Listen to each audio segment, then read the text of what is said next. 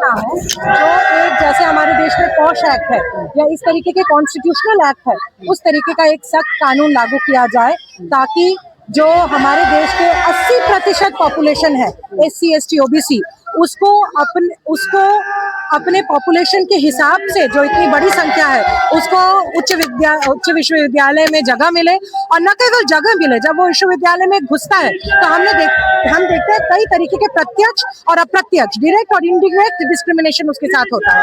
आप ही के सामने मुझे बोलने की जरूरत नहीं है, सरकारी आंकड़े सामने हैं।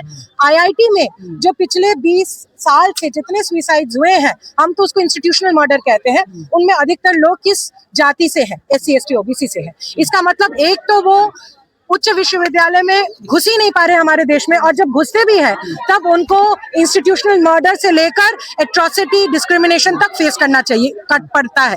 तो हमारी एक मांग है कि एक बहुत स्ट्रॉन्ग कॉन्स्टिट्यूशनल एक्ट, जैसे रोहित एक्ट का ड्राफ्ट था, उस तरीके का एक एक्ट बनाया जाए ताकि जातिगत भेदभाव जो उच्च विश्वविद्यालय में होते हैं वो बंद किया जाए। अभी जो UGC रेगुलेशन भी थे, उसमें भी आप देखिए UGC रेगुलेशन में जो इक्विटी कमेटी की बात थी, उसमें लिखा था कि SC ST OBC के लोगों का उसमें रिप्रेजेंटेशन होगा, मगर वो मेजोरिटी में होंगे ऐसा लिखा नहीं है। तो जो UGC रेगुलेशन है वो भी अपने आप में काफी डाइल्यूटेड और एक वीक एक्ट था। उसमें भी आप देखिए इस तरीके का जो आप वीक एक्ट बता रही हैं, लेकिन आप देखिए पूरे देश का समाज जो उसका विरोध कर रहा है। तो आपके सवाल में आपका जवाब है कि एक एक्ट जो जाति भेदभाव के खिलाफ मैकेनिज्म तैयार करने के लिए बनाया गया है, उस एक्ट में इतना भी नहीं है कि उन्हीं जातियों से जो हमारे देश में प्रताड़ित ऑप्रेस्ड कास्ट है, SC ST OBC है, उनका मेजॉरिटी रहे। इतना वीक एक्ट के खिलाफ भी हमारे देश में जो कास्टिस्ट ऑर्गेनाइजेशन है, जो अपर कास्ट ऑर्गेनाइजेशंस है, वो एक आंदोलन करते हैं और हमारे देश का सरकार और कोर्ट उनके सामने झुक जाता है। हमारी मांग बहुत साफ है। हमारी मांग है कि बस एक रेगुलेशन नहीं, हमें एक एक्ट की जरूरत है, एक कॉन्स्टिट्यूशनल एक्ट, जैसे रोहित एक्ट का ड्राफ्ट था, जहां पे जो indirect as well as direct atrocities होती है, caste based atrocities SC ST OBC caste के खिलाफ, हमारे देश के जो ऑप्रेस्ड कास्टेस है वो माइनॉरिटी नहीं है, वो मेजॉरिटी है, उसके लिए कॉन्स्टिट्यूशनल एक्ट हो। जातिगत भेदभाव कैसे होता है उस एक्ट में साफ साफ लिखा हो, और कानूनी कार्रवाई, अगर कोई जातिगत भेदभाव होगा तो कानूनी कार्रवाई क्या होगी वो भी स्पष्ट तरीके से लिखा हो। और जो कमेटी बनेगी, इक्वालिटी या इक्विटी कमेटी बनेगी, उसमें SC ST OBC तबके के जो स्टूडेंट है, प्रोफेसर है, वो मेजॉरिटी बने, ना कि जो ऐसे लोग हैं जो प्रशासन के चमचे होते हैं। भेदभाव होता ही नहीं देश में। हमारे देश में SC ST OBC की पॉपुलेशन क्या है? 70 से 80%। और आपकी यूनिवर्सिटी में कितना घुसता है, उससे आपको समझ में आएगा भेदभाव होता है या नहीं होता है।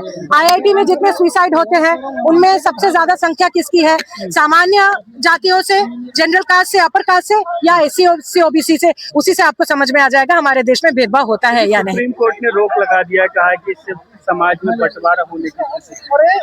अब सुप्रीम कोर्ट के वो माननीय कोर्ट है, हम उसके खिलाफ ज्यादा बोलना नहीं चाहते, मगर हम कोर्ट को बस अपने ही सरकार के आंकड़े देखने को बोलेंगे कि हमारे देश में कितना प्रतिशत SC ST OBC हमारे देश के हायर एजुकेशन इंस्टीट्यूशन में घुस पाता है, एक।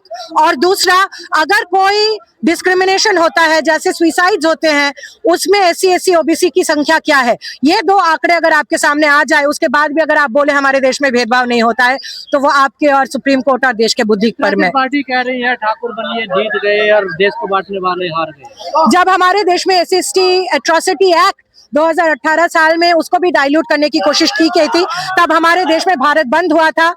आज भी हमारे देश में अधिकतर स्टूडेंट्स मांग करते हैं कि एक स्ट्रॉन्ग एंटी कास्ट मैकेनिज्म को स्थापित करने के लिए कोई कॉन्स्टिट्यूशनल एक्ट हो, तो आंदोलन किया जाएगा।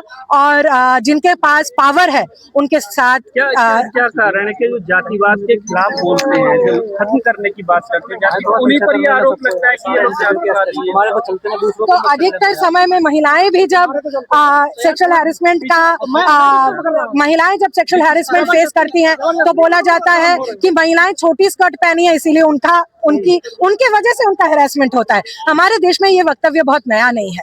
हम जानते हैं, मैं एक महिला हूँ, मेरे साथ अगर आज कुछ रास्ते पे हो जाए तो बोला जाएगा कि ये क्यों बाहर थी रात को, इसको तो घर के अंदर होना चाहिए था। तो हमारे देश में बोला जाएगा कि SC ST OBC के साथ अगर कुछ हो रहा है तो उन्हीं की दोष है।